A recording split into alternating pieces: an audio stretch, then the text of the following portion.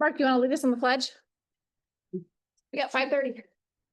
I pledge allegiance to the flag of the United States of America and to the republic for which it stands, one nation, under God, indivisible, with liberty and justice. Thanks, Mark. Roll call. Jenny David. Here. Roger Mayhew. Yes. Charles Wiltie. Present. Craig Scott. Here. Mark Serber. Present. Any additions or corrections to the agenda? I have none. None. It looks like we are going to move the meeting with Drain Commissioner to November 6th, so we can take that off the agenda.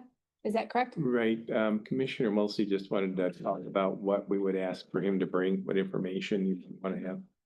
Okay, any other additions or corrections? Public comment, any public comment on the phone or any public comment in the room on agenda items? Any public comment on the phone? Appointments, Ryan Veeder, Planning and Zoning Administrator, text amendment 03-25 and zoning ordinance map amendment 01-25. Good evening, Ryan. Evening. Evening. We'll be as quick as possible here. Real quickly, the first one, text amendment number 03-25. Our last planning commission meeting, we added a definition, which we previously did not have a definition for a marina in the zoning ordinance. So we created and added a definition for that. Very brief. I believe this was on the resolution. It will be in your packet. And we also approved a zoning map amendment for the Rose City Intermediate School, former Rose City Intermediate School. Our zoning, it showed it was zoned as R2, which is medium density residential. And a group of individuals have purchased, and along with a couple of townships and the city of Rose City. And I'd like to turn that into a community center and actually have some, also some space in the school that might be used for commercial offices and things of that nature, which is kind of what required us to look at the zoning of that and put it into zoning classification that would work for them. If you have any questions on what they're doing here, I believe Mark Berdan is here tonight, who is part of that organization, and he could probably give you a little quick rundown on what they plan on doing there. Mike, you want to come on up? I was going to ask you to. Want to introduce yourself? I'm Mark Berdan, and during the day, I'm a Michigan Works Director, and I'm part of the 4 municipalities in the city of Rose City that purchased the school. So we have a working relationship still with the school. And our plan is to turn it into a community center, and basically in 3 phases. Phase 1, the top part of the middle school has never been closed. School uses it occasionally. The gymnasium is in good shape. The bottom part, the phase 2 and 3, which will eventually be potentially the Rose City Library. That's not determined for sure yet, as well as some other commercial space. We realize that if we move anything in there that requires a special use, that we got to come back in front of the planning group and as well as this group. So we're real excited about it. We're going to have a 24-hour fitness center in there. So those folks from Mile, Rose City that travel to West Branch to use the fitness center won't have so far to go. We're really excited about, so it's really from young kids to seniors, a place for seniors to walk during the winter, place to play basketball, pickleball. We already have several groups that commute towards. If you've ever been to Richfield Township and their community center, we're kind of mirroring it after that because it's highly successful, but they got a 14-year head start. They converted an old school. There will be a fee. We're working with the school. I talked to Corey, the athletic director, today to try to arrange practices and stuff. So we're still going to let the school, they're our partner. But it is owned by the 4 municipalities as well as the city of Rose City. I represent the city of Rose City and the vice president, and I want to be the chairman. So I I'd be happy to answer any other questions. There's lots, it's been renovated, it's been cleaned. We've done consumers energy testing, asbestos testing. A DTE was in there and did an inspection, and all that's come out really good. We're in the process of having internet so that we could have potentially seniors that don't know how to use a computer, how to prevent fraud, kind of workshops, hopefully to have a health clinic in there someday. And working with McLaren or My Michigan, and yoga and all sorts of activities, but it's a real big boost for that community, which lost their junior high. All their kids had to go to West Branch from South Branch to Lupton to there. And otherwise it's going to turn into blight, quite frankly. The school has not maintained it as they should. And that's not a criticism, that's a funding issue. So we've cleaned the entire building. It does not look like it did 6 months ago, even outside and so on, so. So yeah, it's a great opportunity to reuse an existing structure or existing building. And I know part of your phasing plan will require some upgrades as well too, which unfortunately requires money, so. Rezoning it to allow them to do use some of those rooms or offices for, to lease those out will help provide them with a little bit of revenue to help move that along and get to those next phases as well, so. Don't think we had any objections from anybody in the community on it. No, they've approached us a few times at the zoning board, twice, I believe, Yeah. and also at the townships, with Hill, you guys have presented there as well, and everybody's definitely in favor and supporting this, so. It has to be rezoned. With the marina, if you can explain, I was a little concerned with the definition. There was a term in there that I didn't know what it was. If you want to explain to the commissioners, and I was Yeah, worried, so the definition. I was worried that it was gonna run into trouble with this term that you're using in the Yeah, definition. so the definition we created is Tie your boat up, you mean? marina, a commercial facility used for the launching, fueling, mooring, storing, and servicing of recreational watercraft. And I believe that the mooring term was Correct. the watercraft people or boat people, they probably know exactly what that means, but Tying it up on the water. basically that's what it is. Tying it up on a Tying it up dock on or a the side. wall or something like that, so, there's existing, the Ogemaw Marina has been out there, I think, probably before zoning. And, the gentleman out there does, on the backside of the water, on that little business loop section of, South Trailer. It is, he does have some storage there, so he's bought another parcel through there, which has been cleared. And he would like to do storage there. So this individual bought a marina, or has had the marina, bought a parcel to store things for the marina, and found out that he wasn't able to.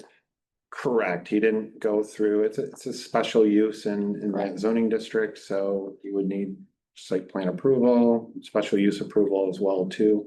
We ran into a little weird thing with the zoning ordinance as well too, and right there where he's bought that parcel is the dividing line between Churchill and Mills Township. For whatever reason, when it was zoned, and the parcels that are in Churchill Township are zoned as B2, I believe. The parcels directly to the south of Mills Township are zoned B3. He has parcels in both. B2.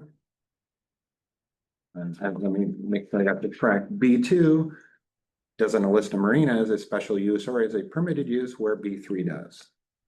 So the thought process behind that, instead of rezoning all of those properties, you think there is probably a reason why there are different uses for each zone.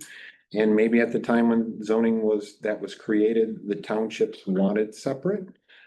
So we thought it'd be better to, instead of rezoning the parcel, we would add that definition in there, and it would allow him to do what he wants to do pending special use and site plan approval, so. Any questions for Ryan? Commissioner Wiltie? No questions. I want to thank you, Mark, right? Yes. Thanks for coming tonight and explaining. I mean, I think it's great that we're utilizing a building in an area that really needs some more going on. Rose City is a great area, so I really appreciate that. And I think it's also a great example of collaboration. It's something we talk about, we need more of, especially in rural areas, so. Thank you, guys. I'm looking forward to seeing what you guys all do up there and hopefully I can support it as well, so thank you. Commissioner Scott, No, I don't have anything. I understand the zoning issues. Commissioner Mayhew. Commissioner Serbrook. No, the only thing I want to say is, I'm glad to see you guys are using that building. We have the meetings over in Plainfield Township, you know. The old Hale High School, and what they did with that building is just amazing, so I can kind of see, hopefully kind of see your vision for the Rose City School, so I'm excited for you. Very excited for We need to you, bring- and I have got nothing but positive feedback from anybody I have talked to. They are just excited as all get out about, my mom was a teacher in that school, so that kind of a holds, special place in my heart too, so I'm glad to see it getting reused. She taught in Rose City? She taught in Rose She City. taught me at middle school. We She taught, definitely need some revenue yep, and I kind of enjoy that part of it, so. They're mirroring the Hale, and the individual that helped with Hale is really okay. assisted with this Yeah, project. what they done over there is outstanding. What's his name? Fred Lewis. Okay. But 14 years in the making too, and they were blessed in that their township was right there, so. Right, and they're utilizing it as a Everyone- township office Right. now too, so, So, yeah. and that was also a source of Right, revenue, so we got our work cut out. No, but I'm excited for you guys. As far as the marina, there'll be more to come with that too, as far as this individual now has to apply. Correct, for- you'll have to, once this is official, after your approval, DNR gets 30 days and then publication and 15 days after publication or 8 days after publication, it becomes official. Then you'll have to come to us for special use and site plan approval. So, Good, yeah. thanks, guys. Thank you. Thanks, Mark. Randy Booth, come on up. Equalization Director, Apportionment Report, 2025. Hello, everyone. Hi. I did have an amendment to the apportionment report today, so before your meeting next week, the Whittemore Prescott Schools, did an amended 4029 form. They're gonna collect 2.5 mils for debt instead of 3. So it'll be a little lower taxes, but I'll reflect that and submit a new report to Tim, so you can have it for your packet and the resolution for. How come? I'm assuming they didn't need as much to cover their debt this year. They have the ability to levy up to 3.5 mils for debt. And originally they had applied for 3 and they just did an amended report at 2.5 mils, so I'm not sure why, but they evidently they just didn't need the full 3 mils to cover their debts for this year. They're gonna have some happy taxpayers. Anything you want to go over with this, with us? If you have any questions, it's the recap is kind of the same format we've had. It lists the total levies for each township and each school district because some of the townships have, Whittemore, Prescott and or Hale schools as well as West Branch. So we list the totals for each school district in each township. And Any significant changes you can point out for? no, all the millages were rolled back a little bit this year because of the increased taxable values from compared to last year. One of the things, there's no transit millage this year, so there's about 0.3 mils less for the county levy than was on there previously. And the special assessments listed on here, the ones, I don't have all the special assessments from the townships. The one that I have are in this report, and that's kind of supplemental to the millages. The apportionment is really about the millages, not the special assessments. We just kind of include that in for your information, so you know what's being charged and you have that if somebody asks. I did have the levy report attached as part of this. I think it's page after the recap. And it does list the revenue loss because of the DDA, the veterans exemption, the personal property exemptions. So the total this year is about $569,000 to the county for those exemptions. Okay. What page is that? I'm looking at it and I don't see an amount. It's on the bottom of that sheet. Oh, 400, is that right? Special assessments by unit, no. It says property tax revenue analysis. It's after the recap. Recap totals. Apportionment recap totals. Keep going. Township city levies.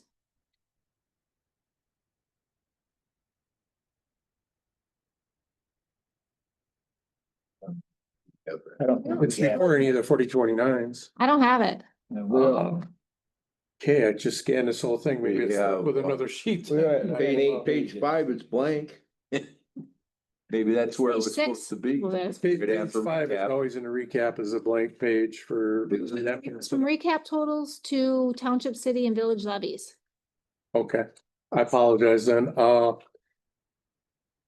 Yeah, it should be in there, but I'd scanned and included it and I will email you or.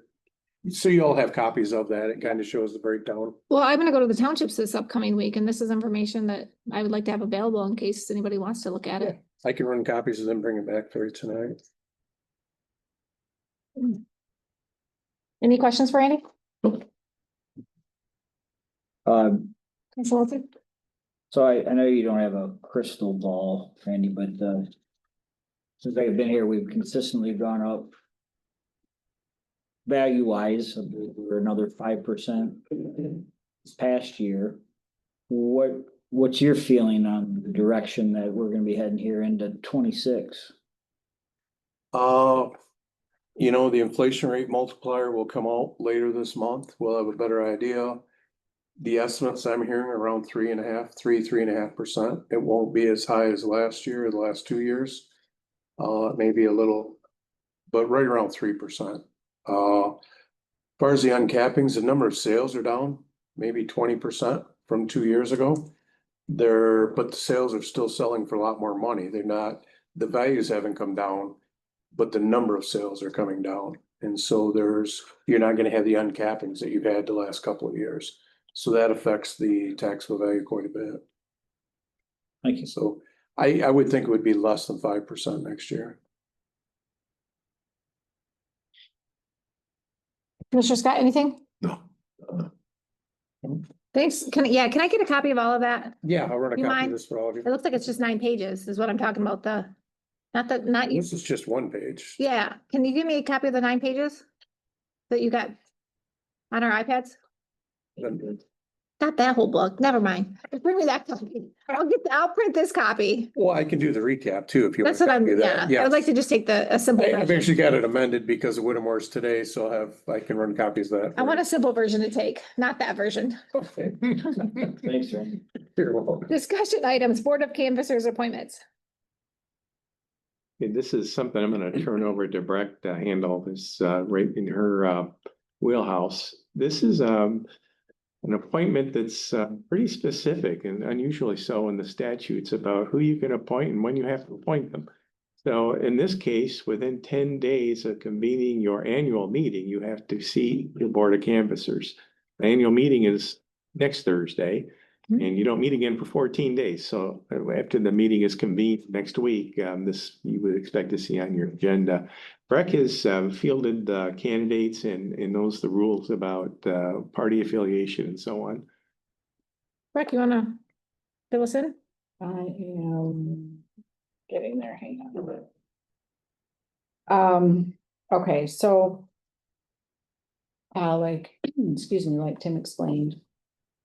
The Board of Canvassers, we have a Democrat seat and a Republican seat that expires this year, so we need to fill those by statute. The political party chair is to send me 3 candidates, and then you guys essentially will choose the one that you would prefer out of all of them. I do know that one of them contacted. I was Contacted, yep. So that's the Democratic Mhm. candidate. I'm trying getting there. I only see Ed 2 Miller. candidates. Am I missing? Ed Miller, yeah, thank Ed you. Miller, yeah. Yes. Oh, I don't see him on this list. I see, He's, You have, are you looking at the if Republican? you keep scrolling, Right. you'll find his in there. I see Hey, Dave and Brenda. The list Okay, is so the that's the incumbents. Republican. Page 5, Commissioner. Yeah.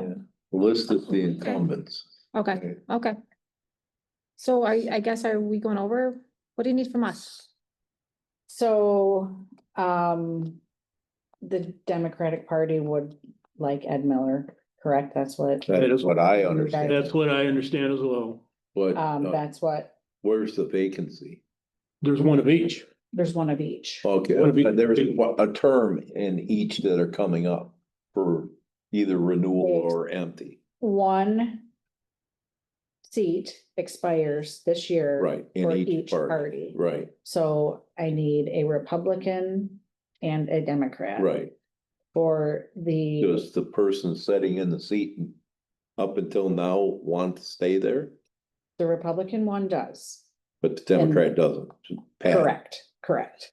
Van Oosten, she's Yeah, done. she actually wanted to be done before the May election, Okay. but her term ended this year, so she. This is simple. Okay, so you guys have me confused. So there's a place for both, one Democrat and one Republican for the Board of Canvassers? Yep, If you have, how many representatives are on each that are looking to take this seat? there's 3 on each side.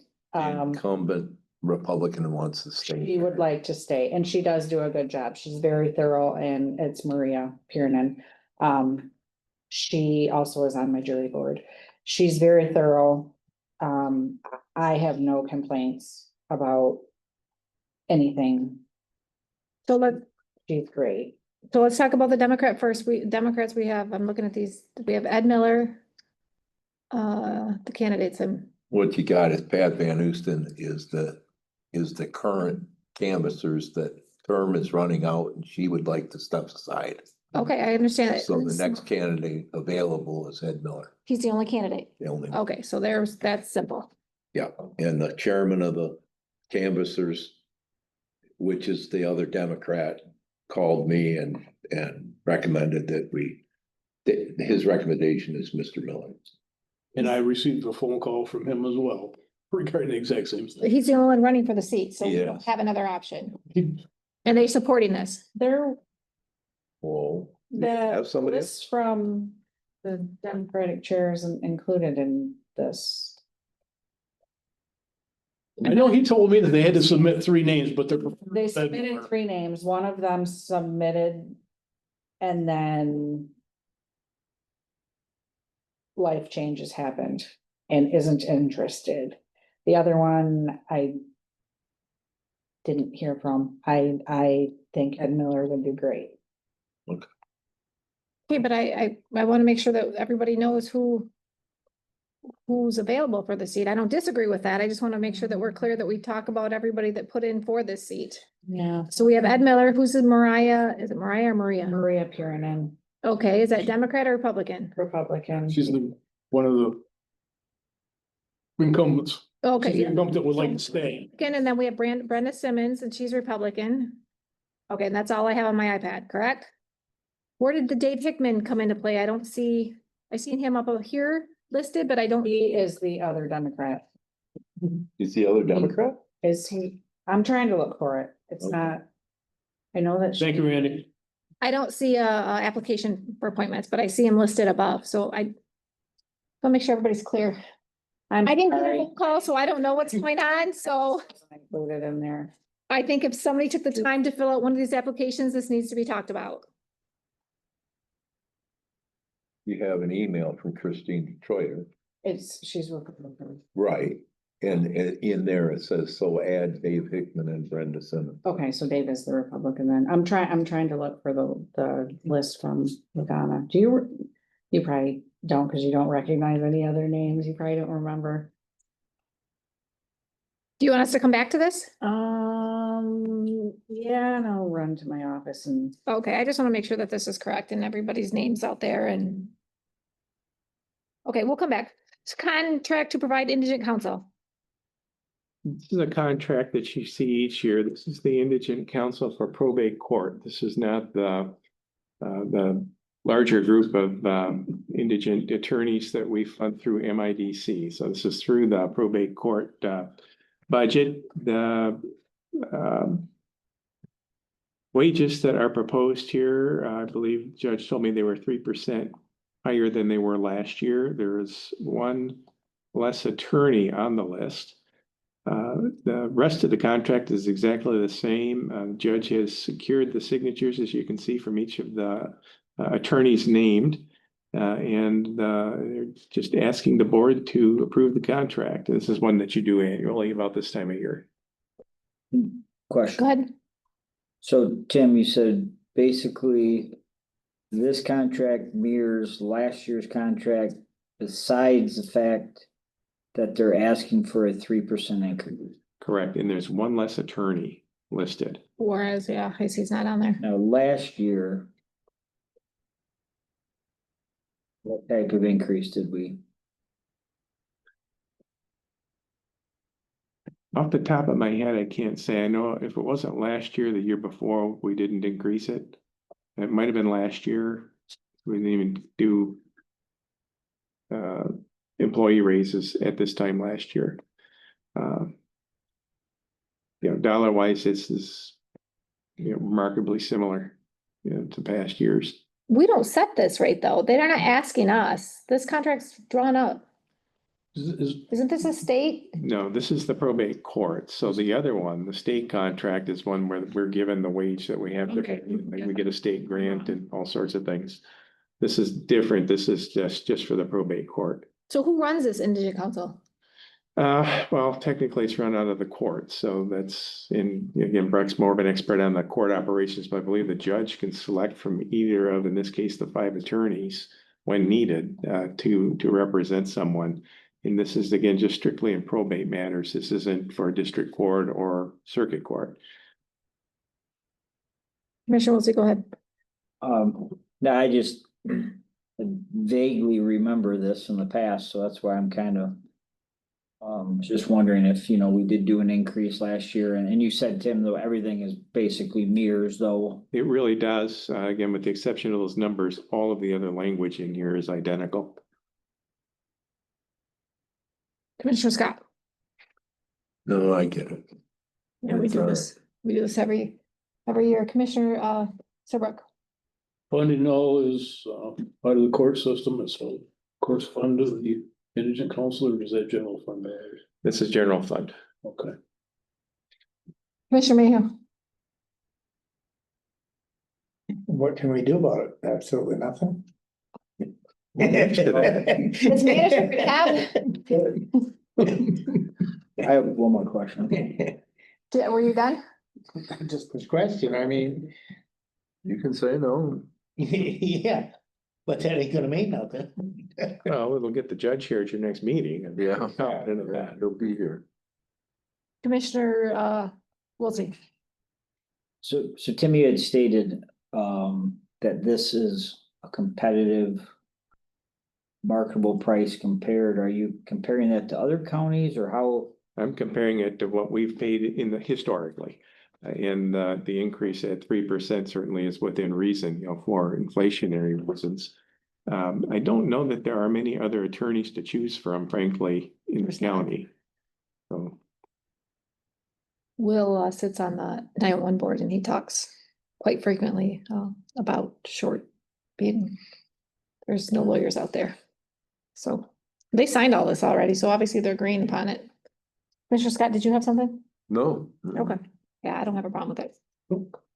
Snow removal and seasonal maintenance proposals. So we got one proposal. Really? It was submitted about a week before the deadline.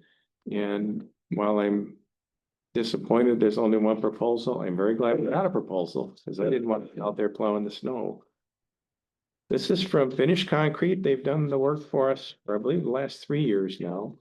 And frankly, I'm quite impressed when they, not only are they here on time and so on to do the work, when they do have the misfortune of causing damage, they are right on top of fixing it. And that's usually something like a curb gets hit or scraped. They did swipe the side of the juvenile building across the street this last year and replaced that, matched everything. You would never know there was a problem. And like I said, they pay very close attention to that and are on it. So if their proposal is like last year's, it's gonna take a little bit of work. It is exactly like last year's. So we asked for pricing for each of the lots, the 7 lots that we're plowing. We asked for the actual removal of the snow. If there's a callback, what's that charge per hour? If we need to do sand or salt applications, what's the charge for that? Relocation of snow piles when they get too high, what's the charge for that? You can see there's a matrix for all that. So what I'll do is put together a comparison so you can see side by side what the pricing was last year and what this proposal is. Last year's proposal, and I'm not saying this is going to happen this year without diving into it. Last year, they did not increase any of the costs on any of these, and these numbers look very familiar, so it's going to be very close, I think. So I'm very confident that we've not only budgeted enough, but that we'll have a proposal here that's one that we can accept. But won't know that until I do that comparison. So it's been opened. It's one proposal. It'll be very easy to put that together and on the agenda next week. Questions? No. How sad there's only one, because there's a lot of businesses in West Branch, individuals that do snow removal. How sad. I mailed out about 10 of these directly. Yeah, I mean, when I first got on, I got bugged by, well, Lineball was doing the plowing and I got bugged by a couple of different contractors. How come you guys keep doing this? You haven't bid it out in years. We bid it out and Lineball was the only one that answered the bid. And I went to those contractors that bugged me and I said, you gotta be kidding me. I went out on a limb for you guys because Mr. Lineball came in at a higher price. And we ended up awarding it to him. And it wasn't competitive at all. And that really upset me because, and then what I got was, well, if he does your stuff, he doesn't bother ours. Well, but that's not what you guys wanted. You guys wanted me to represent you, get a competitive bid out there, and then you didn't answer it. And I don't know what it is. It's just like all the building projects, you know, we had quite a few do the walkthrough. And then they don't put in a bid. I don't get it. I can tell you we're experiencing the same thing at Welvan, so I sit on the facilities committee. And our facilities manager will throw out this matrix of everybody's, he will call them on the phone first to see if they're even interested. They'll say, yeah, we're interested, and we'll get like 5 or 6 of them listed on there that they're interested in bidding. We'll get one bid. No explanation as to why they didn't. You know, they say they want it, so he sends them the RFP, and then we don't get the bid back. It's for snow plowing, it's for cleaning the buildings. Well, you know, Amazes me. if I was to do the maintenance like that, I would come to the commissioners and say, hey, I'll give you a 3-year proposal. Because when I need some equipment, I'm gonna turn around and go to the bank with my 3-year contract. There's your collateral. Yeah, I mean, how are you gonna pay off a loan for new equipment? Well, I got a 3-year contract from the county. And, you know, I mean, I worked for the guy in the garbage business. That's exactly what he did. He got a whole bunch of municipal contracts, went to the bank and bought a whole fleet of garbage trucks, you know? It works. Comment. Go ahead. I mean, I've said this many times, especially after we had the openings for the work done here on the building. The electrical for the lighting, the front entrance, the boilers. I mean, it's incredibly frustrating that, you know, we are not getting more estimates, but also that transit, you know, you think about it, we did that big project out there. It's a one pole barn. I mean, it's a project that I would think a lot of people would be very interested in. The money's there. I mean, you know, we hardly had anyone get on that as well. So my question is again, so for example, like the snow removal, how do we get that out there? Where is that all going? Contractors to see it again? What? So a couple things that happen on that one in particular, I can identify through social media, through other listings, who does that work in the area. And in this case, the area was anywhere in Ogemaw County. If you were listed as snow removal, you were on the list, you had one of these sent to you directly. I also advertise it in the Herald. When it comes to those construction projects, there are two outlets, one in Traverse City, one out of Lansing, that are sort of like clearinghouses for RFPs for municipalities. So we make sure they go on that list. And when we did the proposals for the ARPA projects, we did get some interest from Three Rivers Corporation and a couple others. Three Rivers put together an alternative approach where they would have taken on all those projects and managed them for us, but we still didn't know how much those projects were going to be because they would bid them out and we didn't have time to wait. We had to get those out. So, but those two, and I wish you could remember the names of them because you probably have heard of them. But that has attracted us some interest in the past. In fact, we thought we were going to get some interest on one of the transit projects out of a firm out of Traverse City that did some of that. I don't remember if it was the lift or if it was the bot. I'm not sure which one, but we did have interest, but then they ended up not sending a proposal. So we've had some luck. As you remember with the audit bids, we had exceptional fortune there with the number of proposals that came in, and even with the opioids, we had 6 proposals that came in. So sometimes it works. This I'm amazed by. I'm just amazed by it because I know I see them when I come into town. I can see people plowing lots, and then I don't understand why they don't bid on ours. Can you provide that information? I'd like to see the comparison on Thursday. Do you want to go back correct to Yeah. the Board of Canvassers appointments? I had it in my scan folder to send to Tim, and that's where it stayed. We got, So, John Williams was the other one that sent in the application.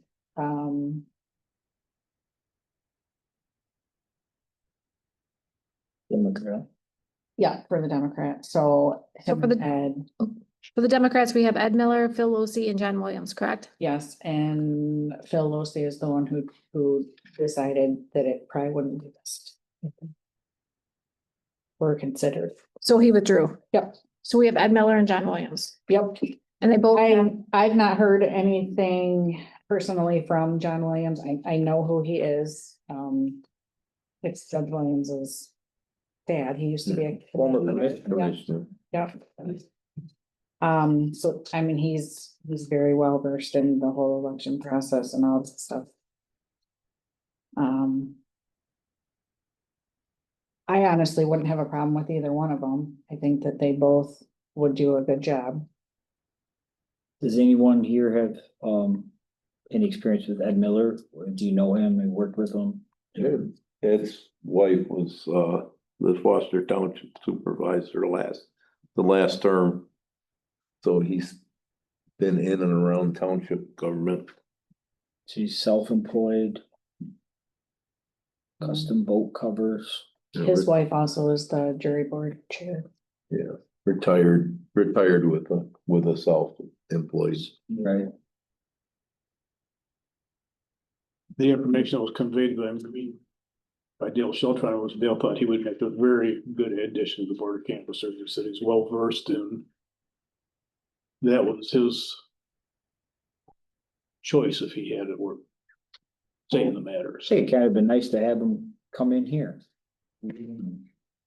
obviously they both took time and effort to fill this out. And you guys received a phone call from whom? Dale Sheltron, He's on he's the the, chair of the Board of Canvassers. he's on the board of canvassers. Commissioner Scott, same for you as well? Yeah, Dale gave me a call. And his recommendation is Ed Miller.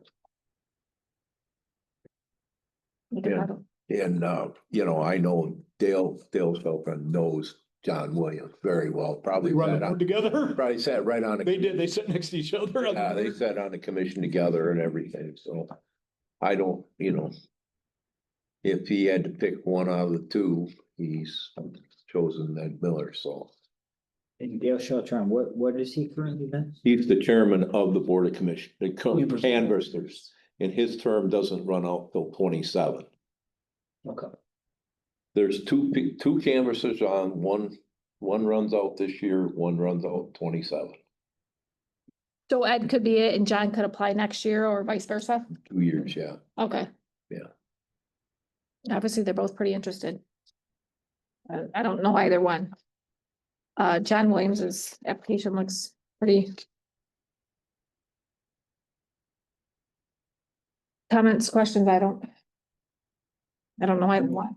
I was just going off of applications and I wasn't able to talk to the person if I didn't have someone that I work with every day and knows them, and I would go with John. Just going off the application, right?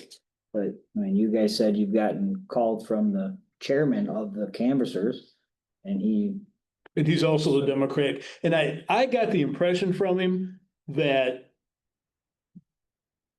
they had to submit 3 names, and he was scraping to get 3 people to throw, besides Ed, to throw their 2 other people to put their names in the hat, so to speak. I got that, he didn't say that, but I got that impression from him, was that, so. Do you know either one? Pardon? Do you know either individual? John Williams, I know him.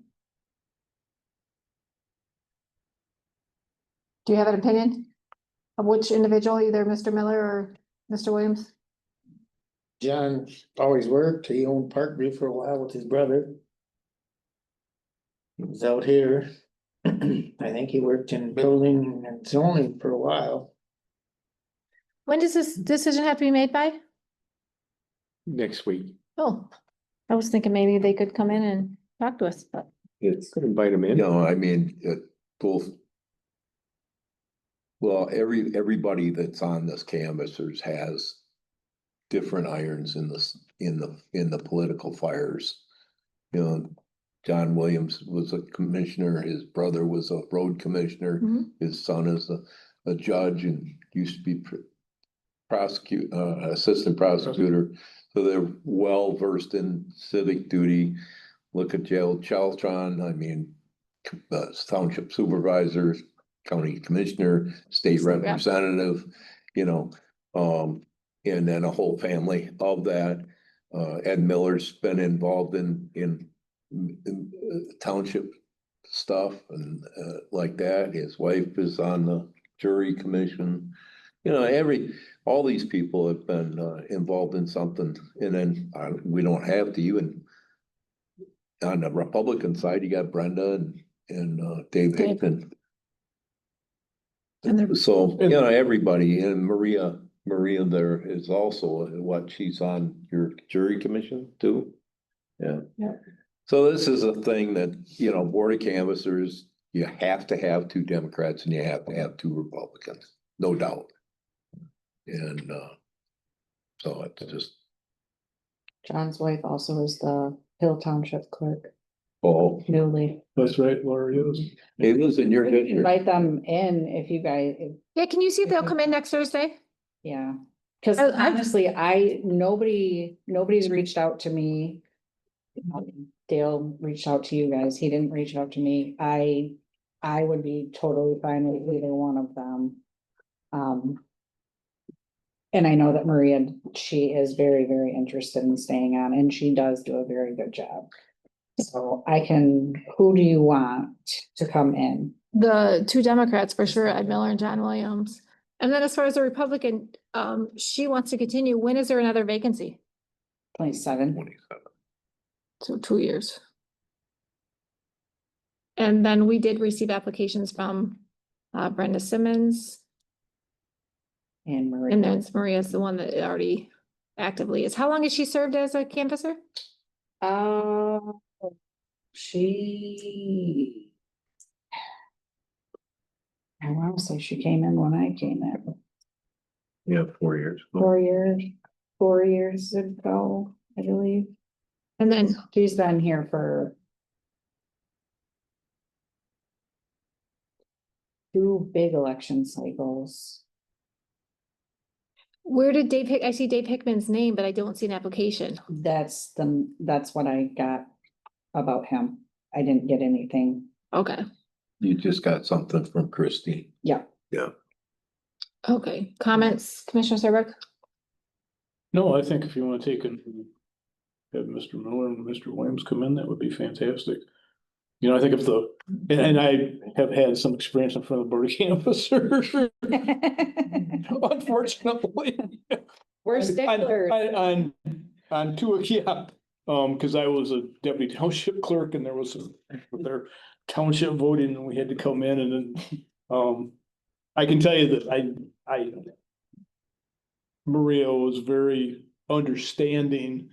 You know, we had a little problem and it wasn't any big deal, you know, but everybody was. So, I mean, I've had experience with her. I haven't had, I know Ed Miller, I know his wife Sandy. I used to live up in Clear Lake and I was a Foster Township resident, so, and Sandy was on the board then, so, and I know John, I mean, so I think either one of them probably do a very good job. I've known John forever, because like I said, he was on the board and. So we're gonna invite, I think we've already made up, we're gonna invite both Ed and John to come in here next Thursday. As far as right now, we're kind of asking as far as the Republican. We've got Maria, Brenda, and Dave. But Dave didn't fill an application. Correct. So what do you want, I'm asking as far as the Republican aspect. You wanna have both of them come in? I'm fine with it. I don't. I think it's excellent. They both fill applications, and Marie, if the individual wants to continue doing that job, Yeah, I I hate to think, say this, but I think that, I don't hate to say this, but I think then and she's doing a great job and there's no complaints. I think then she should continue. Yes, Commissioner Mayhew, did you, They come in fine. Commissioner Wiltie? For the Republican side, I definitely appreciate the fact that Brenda filled out the application and everything. I think she'd do a fine job, but you know, the current lady in place, Breck, you said does a really good job. She wants to continue. I think she should continue. Agreed. I agree with that. Commissioner Scott?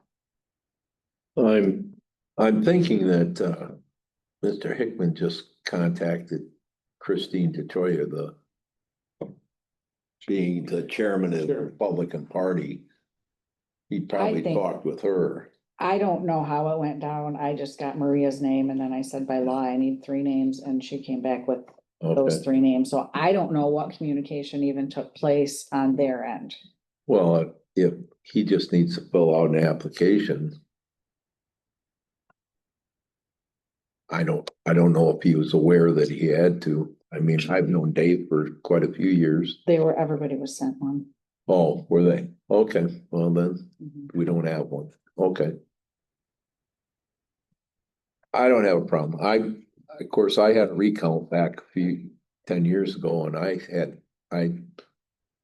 the canvassers do that, so I got that experience with them.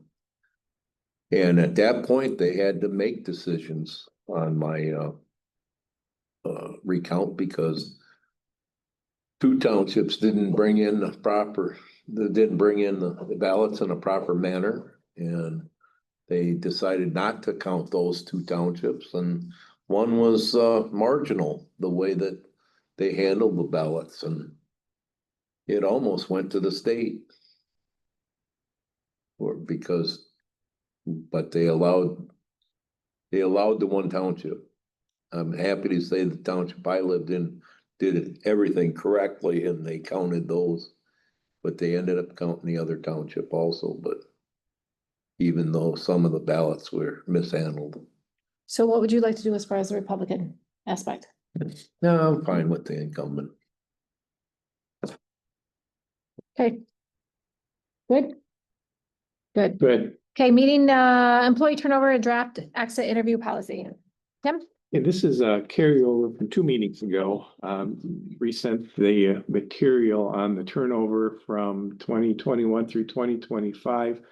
Through 2025, I'm gonna say it's about June. I don't think it was updated since then, but you see the different categories of departure, the resignation, a transfer to another department, termination, a retirement, or reduction in force or layoff that we might have had.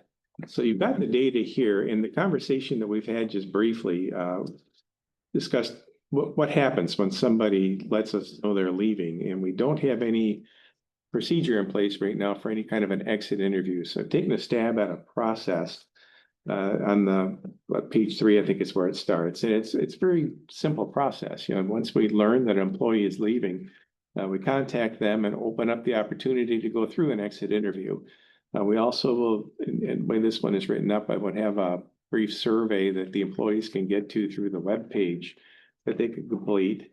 If they weren't comfortable doing a face-to-face interview, that would be a fine alternative. I did include at the last couple of pages are just some sample questions that we would ask in an exit interview. The idea behind the exit interview is simply to let that employee talk. It's not for the interviewer to lead a question into a different direction or a specific direction, but just get the employee's honest assessment of their experience working here. What's the work environment like? Do we offer enough training to you? Do we offer promotion opportunities, and let the employee, explain to us, well, I decided to go because I had another opportunity someplace else and the county doesn't have that kind of option, or maybe there is something in the work environment that they would be willing to share. Like I said, this is not something that we can even force an employee to do, but certainly encourage them to do so.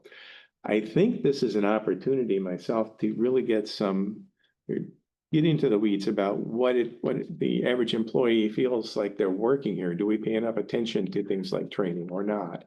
And if we start seeing a critical mass of answers that say you never train us, you just throw us to the wolves, we got some work to do. And we can now focus our attention on getting that completed. So that's really the intent. I am hesitant. There are schools of thought out there that says you dive deeply into the wages and benefits. Well, if the employee brings it up as they're leaving, that's fine. But we have to be careful when we're operating in a collective bargaining environment that we don't cross the line there and start talking about wages and benefits in a way that we really shouldn't talk about outside of bargaining itself. So that's one area that we'll have to be careful. Be okay to talk about it, but it would be not okay for me to bring it up and say, would you stay if we gave you more money? Or, it's anything blunt like that. That's bargaining, and we don't want to breach that trust that we have with our unions. But I think overall, though, just to get the feel of the environment of county government, and it doesn't matter where you're working. It could be in a court, it could be in this building, it could be at the jail or at the sheriff's office, all very different environments. But I think there is value in gleaning what information we can when an employee is departing. They've got nothing to lose, nothing to hold back, but they can certainly tell us things that we're doing well too. So a lot of opportunity here to really gather some good information. You can see by the data, we're probably looking at anywhere between, say, 6 and 12 a year, typically, that we'd be doing. So it's not an overwhelming piece of work that we've got to squeeze into our schedules. And the interviews themselves probably run about 30 minutes, I'm going to guess, some less, some maybe a little bit more. And there will always be that online option too for an employee to complete a survey that way. So many opportunities to capture some very useful information.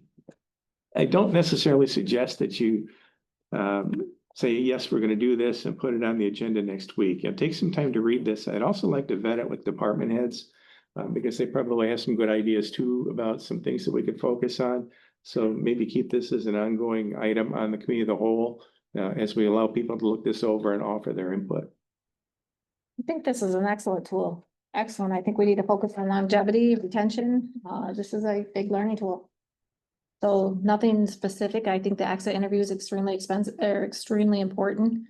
And that the administrator will be doing that.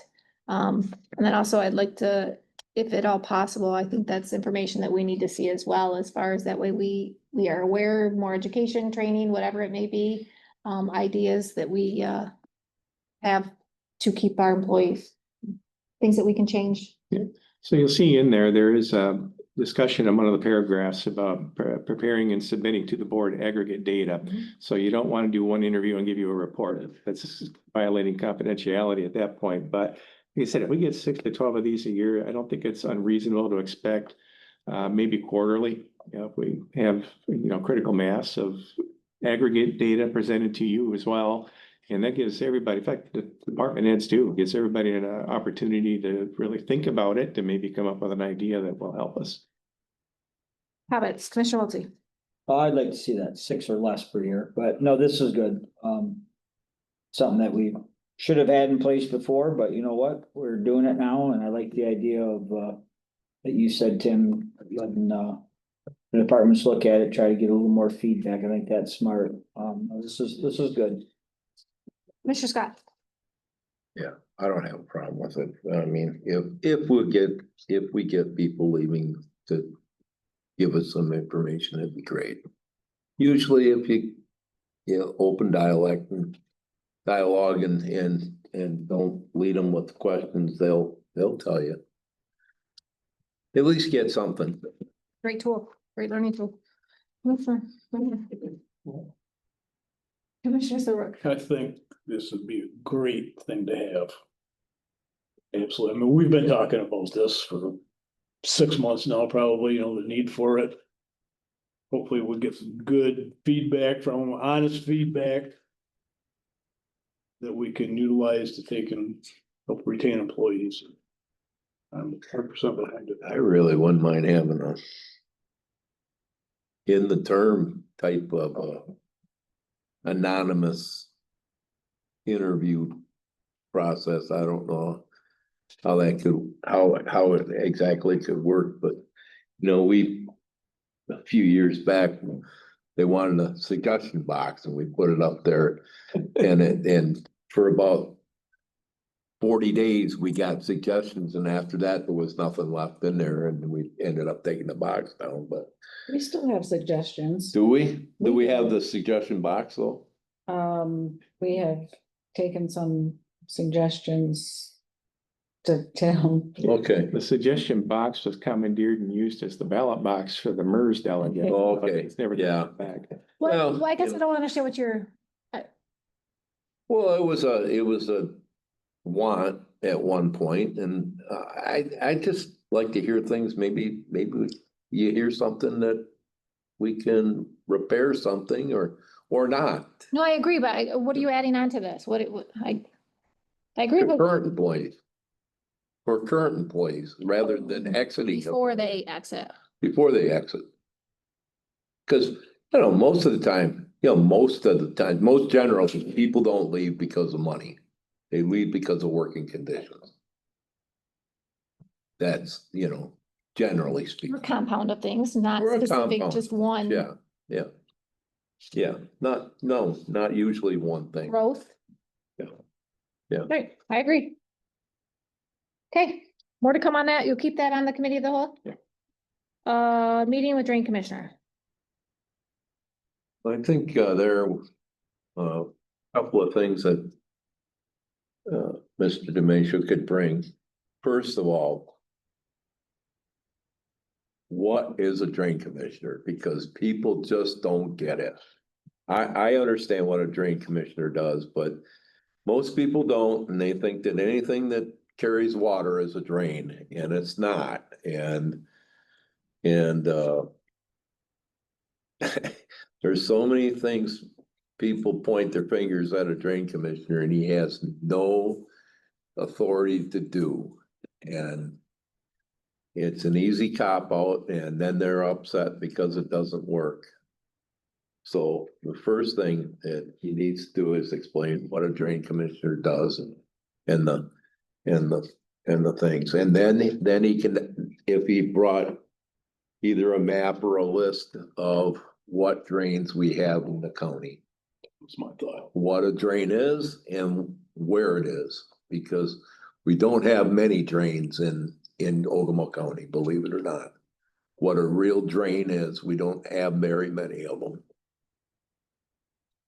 But when there's an issue, he's definitely involved. A few years back with that, I asked with that flooding. He was part of all of that. And I definitely would not have wanted his position at that point in time. I was at that meeting. It was pretty rough. So has anybody reached out to him or talked to him?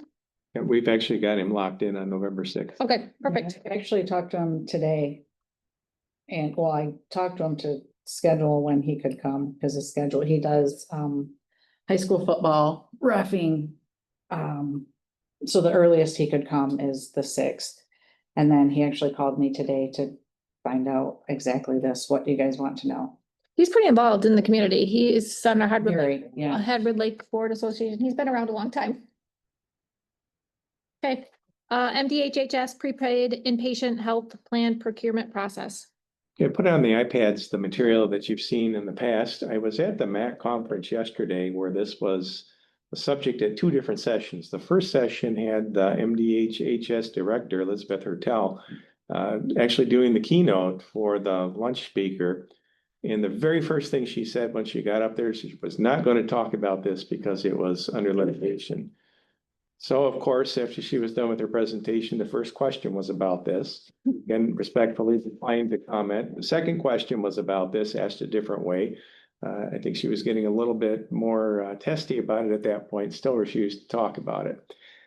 The first session after lunch was the statewide organization that represents organizations like Wellvance, kind of like their version of MAC. Very good presentation, very eye-opening, very thorough, and just a few things that I gleaned from this. Number one, it does not appear the state statutes support what MDHHS wants to do. In fact, I think the statutes would have to be rewritten. That's what the lawsuit's about, or at least what part of it's about. That suit is going to be heard in court on Monday, and plaintiffs are asking for a stay or just an outright ending of the process. What's interesting about it is the RFPs have been issued and responses are due very soon. And this is on a fast track to be completed and implemented by October of next year, literally 1 month before everyone who is now promoting this at the state level will be leaving office.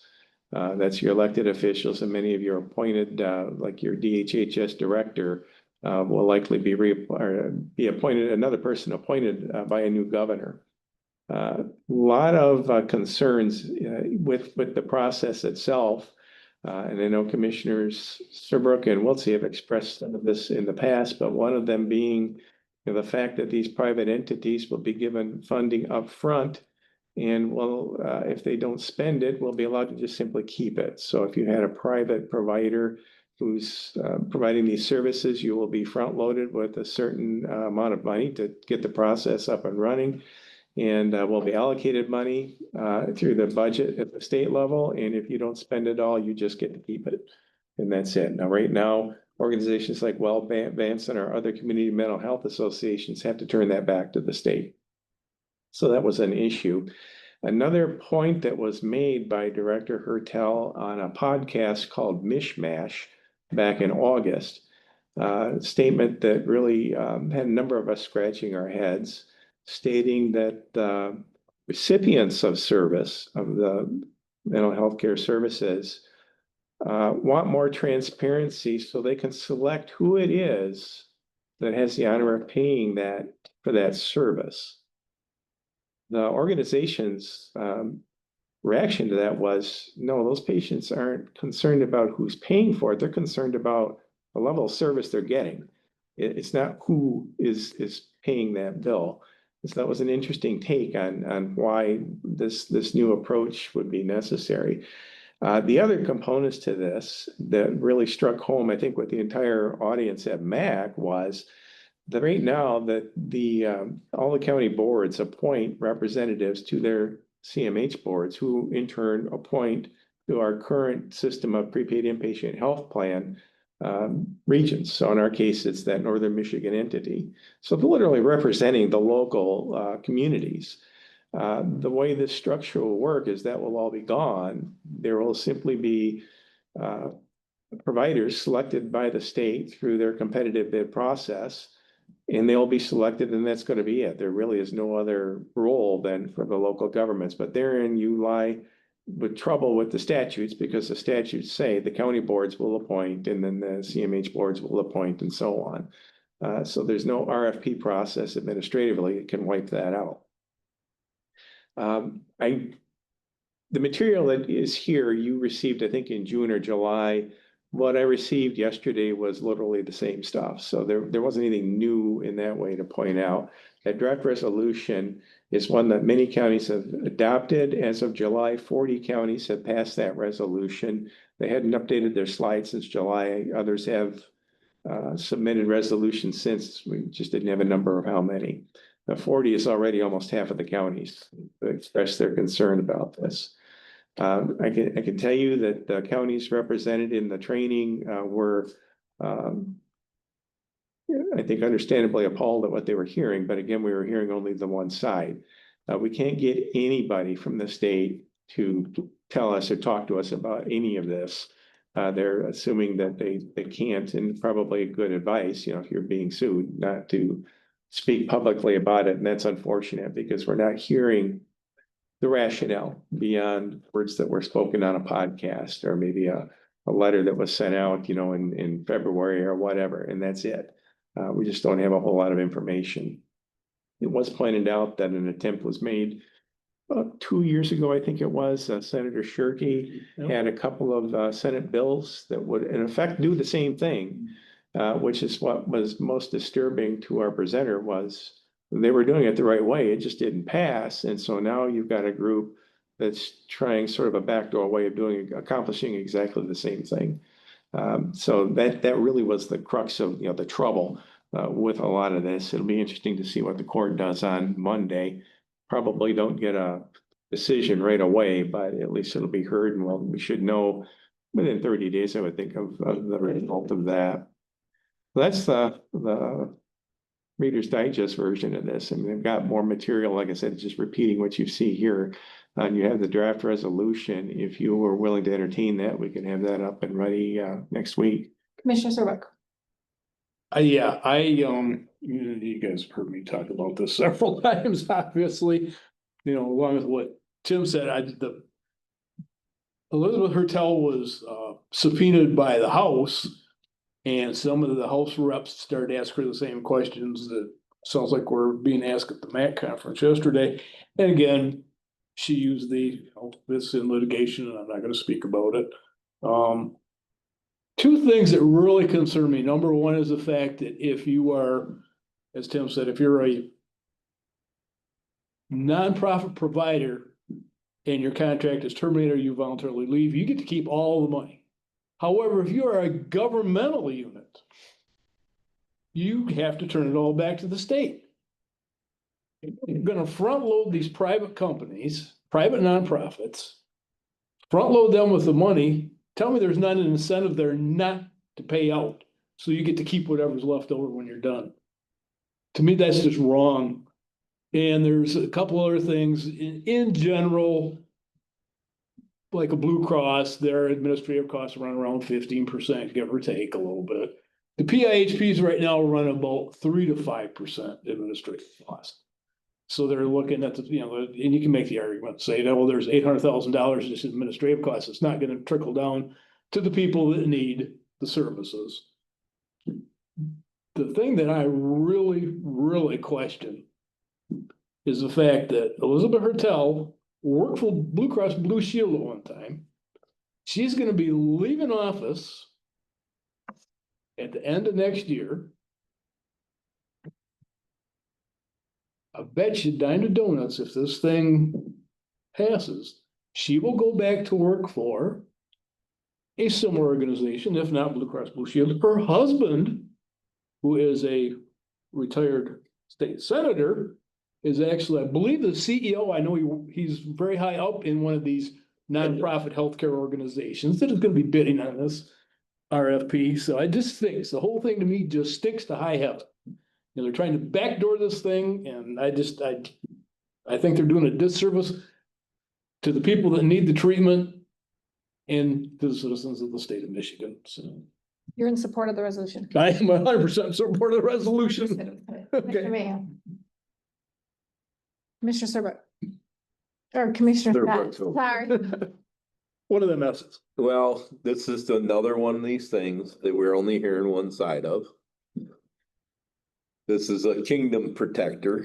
I'll tell you, this is just to stand on the wall and protect their kingdom. I get the philosophy that if you're front loaded the money, you're gonna try to save money and produce a profit, even if you're a nonprofit, but you're gonna try to keep money. The other flip side of that, though, is when you are a public entity and you got to give the money back, September, they spend money like it's going out of style. We don't, buddy. Well, See them on. I'm gonna tell you something. IHP's put back. And at our last health department meeting, she made a very big thing about that, about not sending money back. And Two different animals. well, Animals. yeah, and I've heard it right here in this building from people. Oh, you won't give me the money next year, so all of a sudden, you know, when I did the bills back in a few Septembers ago. Everybody got new chairs except the commissioners. I'm glad to know this one doesn't sink, but and I come from my background as a contractor, waste management. We took over a lot of garbage services done by municipalities and did it more efficiently. And they kept telling us we'd go to public meetings and they'd say, oh, they're just out for the money. They don't care about us. They're not gonna take care of us. Oh, no, I took care of you better because my contract ended. And I had an incentive to get another contract. Those municipal workers didn't have to worry about that. They were getting the money. They were all working there and they were gonna work there for 30 years. It didn't matter. But we had a mission and it was to do the best job we could so we could get that contract back. And if you look back at my record in this area, I renewed most of my contracts without bidding because we provided a service better.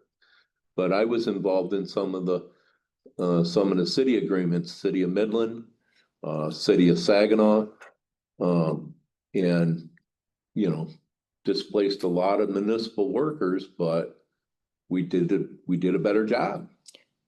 Are you in favor of this resolution? I don't know, because I'm only hearing one side. We've invited the others. Yeah, I get it, and Tim even said that nobody else is talking about it, but. Commissioner Wiltie.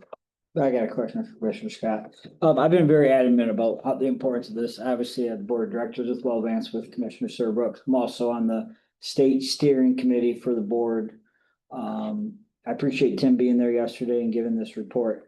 So I do understand where you're coming from. It's good for us to check both sides. Now, you've known this for a while. You sat here months ago, 2 months ago, and you didn't want to support this because you wanted to hear the other side. Yeah. Now, obviously, the state can't now because they're in litigation. Have you taken the time to find out I mean, you can go online and see the reason why MDDHS feels that they need to do this. Have you taken the time to do that, to see their facts of why they think they need to do this and privatize I read the this? stuff that Okay, well, you're not gonna get anything Right. more than that. So the bottom line is, I think it's very clear, and Tim pointed out, it would be the possible collapse of the mental health system next year at the end of November. There's gonna be a change of tide. And if you went to privatization with this change of tide, it could be absolutely devastating to the state of Michigan. Mental health is one of the top priorities, I think, right now that's going on. We're seeing these things that are happening. Churches are burning down. People are getting murdered. We have got to make this a top priority. And this resolution is important. I think it's very clear that it would be, in my eyes, I know I'm one-sided on this, but if you look at the facts, and we've stated these, that you're looking at a decrease of services to our people in our county that need it. They have mental health issues, a decrease in services with an increase in cost. I think this is an absolute no-brainer to support this. I'm done. I'm gonna intervene, because I'm on the other aspect of it, as far as from the healthcare agency. I don't disagree with supporting this by any means. Mental health, the shortage is unbelievable. We're absolutely in a crisis. When it comes to community mental health, individuals that only have certain Medicaid state insurances are the only ones that are allowed to receive these services. So and again, I'm in favor of this, but on the other aspect of this, if it was privatized, individuals in this county that are not Medicaid would be able to receive services in this county. As of right now, individuals have to travel. Typically, I send them to Bay City, Saginaw, Midland, Traverse City. They get no services unless they have Medicaid. That is a fact. So we're in an area where it is primarily Medicaid. So this is extremely important. I'm not downplaying that or downsizing that, but I do see the other side of that. Well, Pardon me? when you're done, I'd Well, like, the biggest problem is people that can provide the service. We cannot, I agree. I agree. well, Vance has average, what, 20 vacancies probably? You know, so they do the best they can do to, and there's a wait list. It used to be that, well, Vance did take private insurance. They do not. It's not even They an used option. to. They do not even continue the conversation. Right now, they don't, but they used to. I've been practicing for 15 years and they haven't. So it must have been before that. I can speak from experience that they did. I wish we did. I know somebody very, very close to me that went and saw them and their Blue Cross paid for it. So, but again, that's been 20 years ago. Okay, I said they used to. They have found themselves in the position where they cannot hire the professionals that are needed. We have, at Wellvance, we have contract therapists that do telemed stuff because there's nobody local that can do it. There's just, you know. Telemedicine's huge, so then individuals can do it on their own time. That's not what I'm saying. My, as far as serving this is a necessity. I'm 100% in favor of this. But the frustration with this I understand your is for the frustration. individuals that we're serving that are not Can't Medicaid. get the services. Absolutely. They don't even, unless they're in crises, they do not even continue the conversation. No, So Wellvance is very much needed. It's a great resource. I'm favoring this, but I see the other side of it 100%. I truly do. Unfortunately, privatizing this, we don't have the providers, we don't have the staff, it's not even at this point in time, not even on the table. But I do see your side of it. Well, you know, we hear it all the time. You want to take a good business and screw it up, let the government run it. We just don't have another Right? option. We don't have, Just let the government run it. there's no resources for this. They fix everything. I like telling people that There's- I'm here from the government, I'm here to help. There's I love guidelines telling that they have to follow because of the government. I agree with that, but at least there's the resources that they do have are a necessity. I mean, that's where it falls. That's our only option. You know, it's just like the idea of collaboration. We've talked about collaboration with other counties, other communities, and everything else. It's kingdom protecting. They protect their kingdom as much as they can. They don't want nothing else happening. People don't like change. They'll resist change and they'll protect their kingdom. And if they want it, they'll say anything that they have to say to keep their kingdom alive. Okay, we got enough yeses. Let's move on. All right. Jail and Veterans Memorial Projects. Okay, we wanted to keep this on the agenda as well, moving forward, just to make sure that we continue our momentum. I don't know if anybody had any other thoughts on the jail itself. I can report that on the Veterans Memorial Project that LaDonna has really taken the lead on this in recruiting people to help with I guess it'll be a subcommittee in the Parks Committee, you know, in the end, but she was able to get the interest of the manager at Meyer to be a participant in this. She's also been brainstorming about fundraising to bring that to fruition. So there are things happening on that front. Now, if you need to have the discussion on what kind of pace you want to go at, but for instance, with the old jail, are you ready to have solicit RFPs? Again, just because you send one out doesn't obligate you to do anything. You know, if you got prices back and they were all starting at $1 million, you probably don't want to do the project. But there's really no other way for you as a board to get proposals or to get any real good idea of what it's going to cost to do anything with that building. The other thing an RFP will do is once the proposals are in, there may be aspects of this that we've not thought about, and it could be environmentally related. It could be just, you know, the structure itself that either make it easier or harder, or maybe if you do a thing a certain way, you'll have to do things later on. Well, this is the way to find out.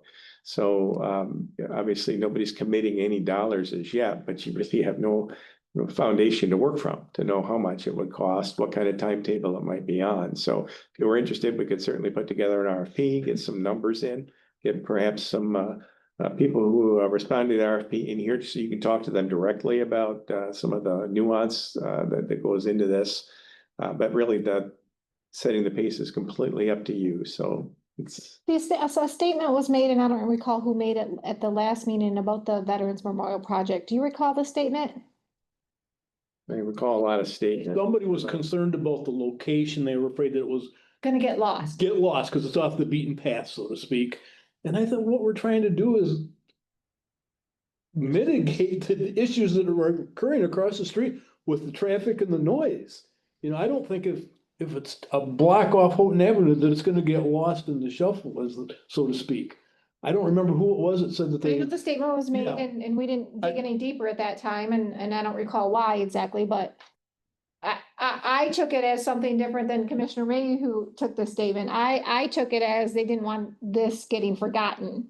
And he took it as, like you just said, that he didn't want it out of sight, out of mind. that's the impression, The location. that's the interpretation I got, was they didn't like the location because it wasn't visible, so to speak, from Main Street. And I interpreted it as. See, and it would- Forward with. And moving maybe you signs. could be right, I don't know, now that you say, I mean, Well, LaDonna went over and took a look at that property over there on 7th Street, and she was pretty impressed with Yeah. it.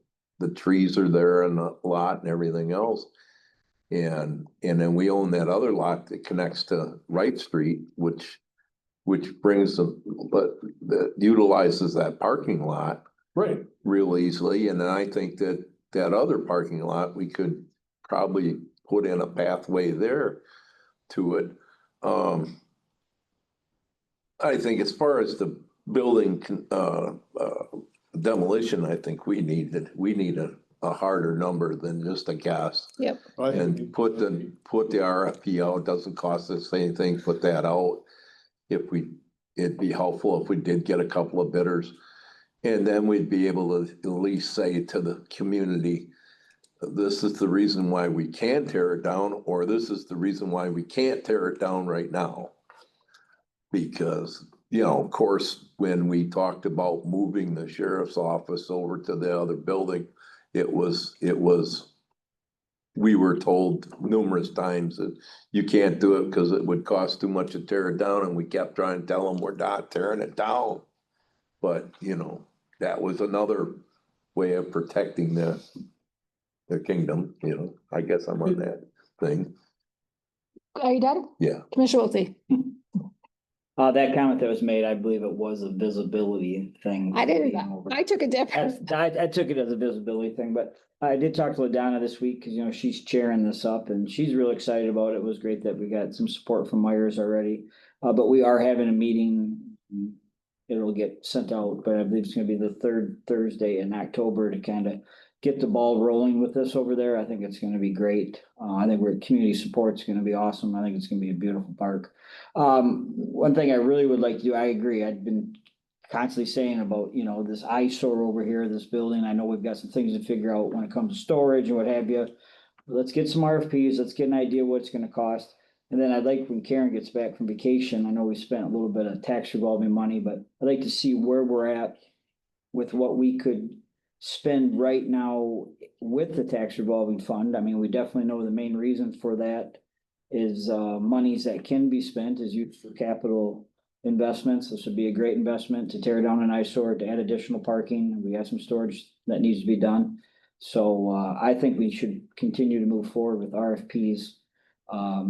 And I would sure hope that a demolition project, we would get a number of companies that would want to bid that.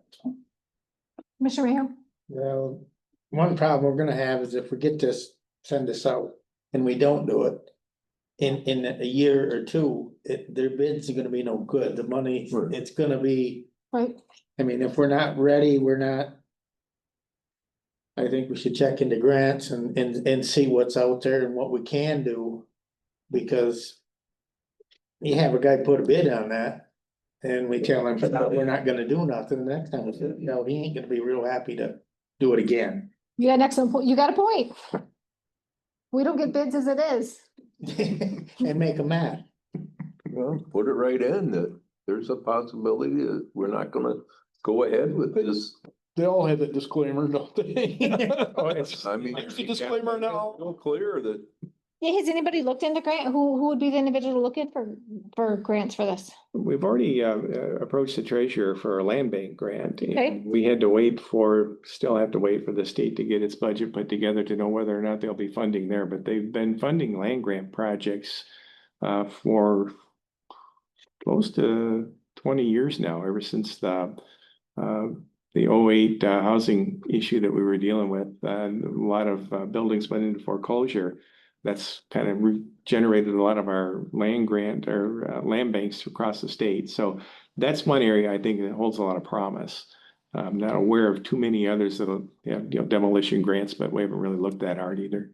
So I guess I would like to ask Karen's opinion on this before, if she thinks we should look into these grants or apply for this grant and timing for the RFP. I like her opinion on that before we put this out for RFP, because I agree with, he made an excellent point there. We're struggling to get any project proposals, so. No, Commissioner Mayhew did bring up a good point, but I think that's also, we get an idea of what we can spend tax revolving fund wise. I mean, obviously, that financially, the position that we're continuing to make that favorable, but again, we can't spend. But Karen is great at what she does with the land bank. That was a good point to bring up. I know Karen has been thinking about this, so yeah, let's get Karen's thoughts and go from there. Hey, schedule Ogemaw Kids Day meeting on Thursday, November 13th or Tuesday, November 25th. So those are days that you've already got meetings scheduled, but the Kids Day, you all remember that when the sixth graders came in here and everybody was assigned one. So clearly we have to do this during school hours. So that's why we would need to move the meeting. Do you guys have a preference? Who asked you to put this on? Ladonna. Okay, we have a civil bench trial on that Thursday, on the but 13th. she wouldn't know that because it's civil and she's criminal. So the Tuesday would be a better day. If you want to involve people that are involved in The the November 20th. court system. Is that before Thanksgiving? Oh, Yeah, it'd be the week of Thanksgiving, wouldn't it? So It would. how many people are gonna take Monday, Tuesday, Wednesday off? Knowing they got Thursday and Friday off. So is there gonna be a few department heads that'll do that? I don't know. And then that's deer season where the 13th isn't. That's right. Right. I spoke to Casey because I wanted to verify that bench trial was still going.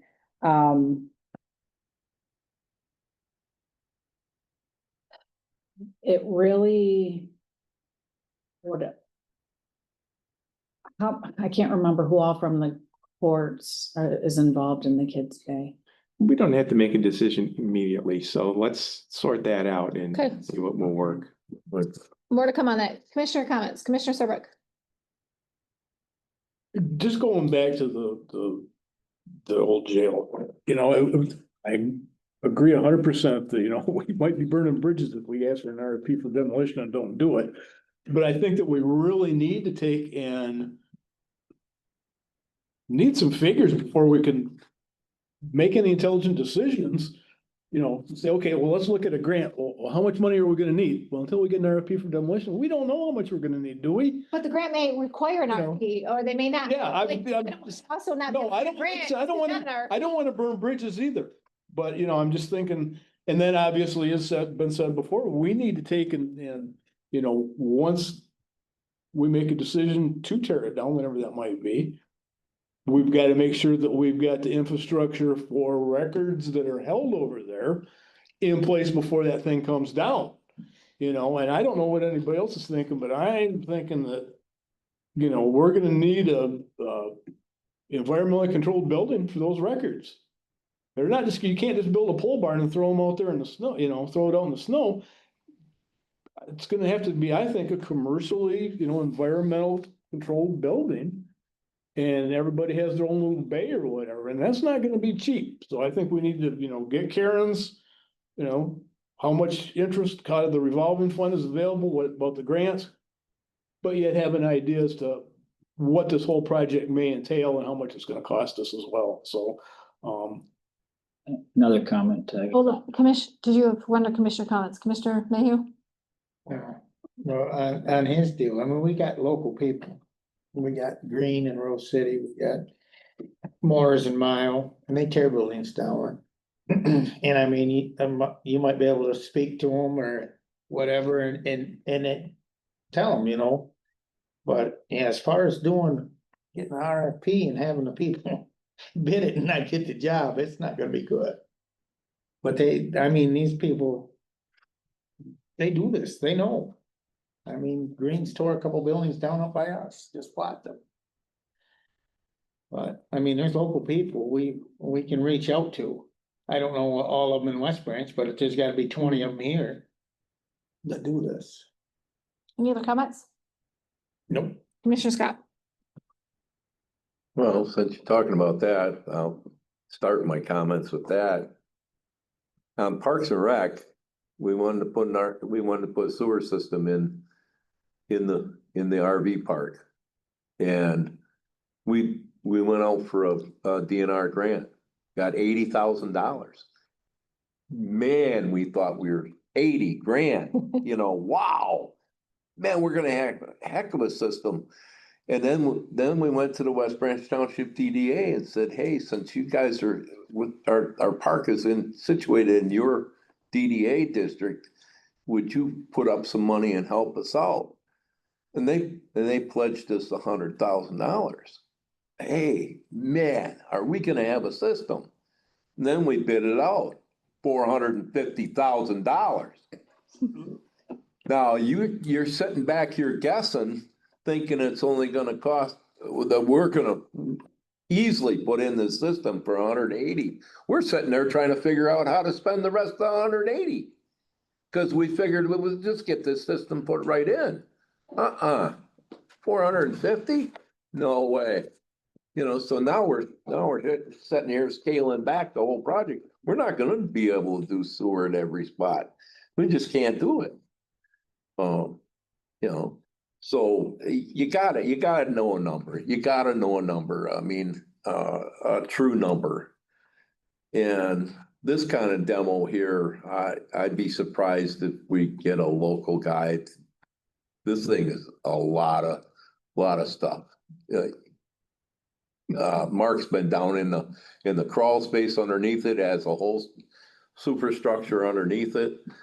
This is something like door wrecking, bumper construction, wool gas. Somebody big's gonna come in here. They're gonna haul out of here. It's gonna be costly. It's gonna be costly, and yeah, you might be able to get some return back from some of the metal that's in the building and things like that, but it's gonna be a costly thing, and like you say, when you go to apply for a grant, how much money do you have to have?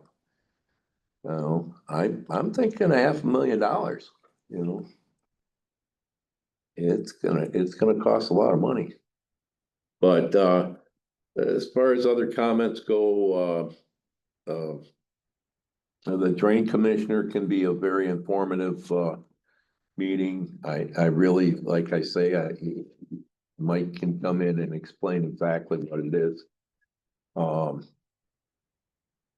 very disappointed about the snow removal, only one bid coming. But the kids' days, I don't know, maybe we gotta push it off to December. November could be a busy month in that respect. No, everything's going pretty good, I think. What I'm hearing out there in the community. Right now, what they're asking me about is the people that watched our meeting last week was 11 windows. Yeah. I told him we're buying him a pair of gloves, so he's got 10 more fingers to count with. But that's what I'm hearing now. I was very surprised that I got the newspaper today and there's no article about us, okay in the budget and nothing about any of the spending. But maybe that's coming next week, so I don't know. That's all I got for comment. Commissioner Wiltie. I think it's been another really positive meeting. I think we're having really good conversations.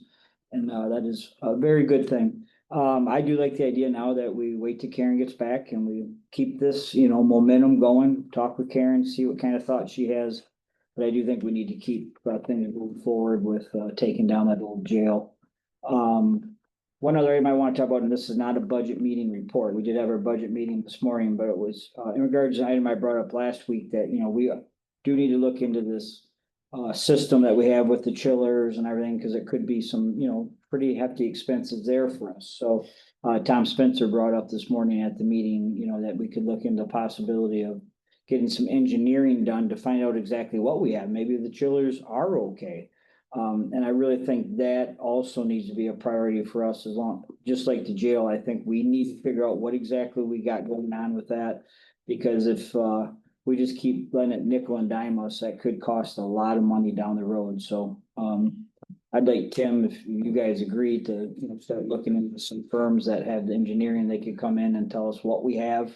So we have no idea right now. So I think it was a good point that Tom brought up this morning, and I think it needs to be on the priority list.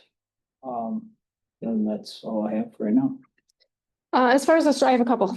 As far as the storage, I agree, we definitely need to have some storage space, but we have a whole building deal. I mean, I hate to be transferring one from one jail to the other jail, but we have a whole jail. You and I walked that, like, it's unbelievable. But I don't think that they can access it. Yeah, I don't know, The but DOC's not gonna let that happen. No, we've talked about it with the undersheriff and it's not an option. Yeah, I didn't think it would be with the DOC. that's too bad, because there's a lot of area over I there know. that's not being utilized. I know. My other thing is I did ask him, I asked now twice about the windows and that is a hot topic out there in the public. They've heard it, 11 windows, $60,000. I wanted this in writing, how the RFP, the cost, I'm not doubting Jack Morris Construction by any means, but people are asking, I would like to see this in writing that this was missed. Okay, I just update you, I did talk to the construction supervisor about this, and exactly as I had suspected is that they actually ran out of windows as they were doing this north side here. They went ahead and took the risk of ordering at least enough to get us through this. So you don't see 11 windows on the back end that are missing. You don't see that because about 6 or 7 of them were used out here already. So you only have a very few left on the south side to get done. So that's why you don't see 11 holes anywhere. I do have that information and that's all compiled. I just gotta Put it together. for you. I mean, on the RFP, it should have the number of windows, and we should be able to see how many they received, and I mean, it should be pretty easy. Yep.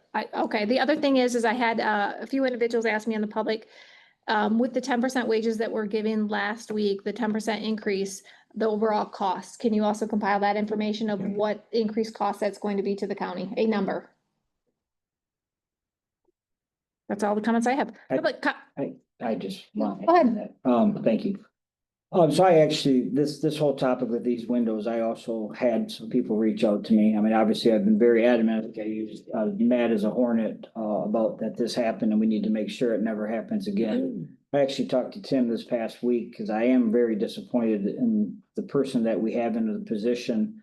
Again, that our county residents are paying his salary. I'm very disappointed in some of the things that have happened in the past, some of the things that continue to happen. And this is a big deal. And we need to make sure it never happens again. So I did reach out to Tim again this week, just to make sure he knows my disappointment and the position we have in the person and the way he's doing his job, and that something has to change. Have you spoke directly to that individual? I have not. Okay. No. Public comment. Any public comment in the room? Any public comment on the phone? It's Myrtle. Motion to adjourn? Yep. Yes, all in favor. We don't need a vote. Tim, I want you to look at these. Yep. All in favor, we do. Back watching, I can't help.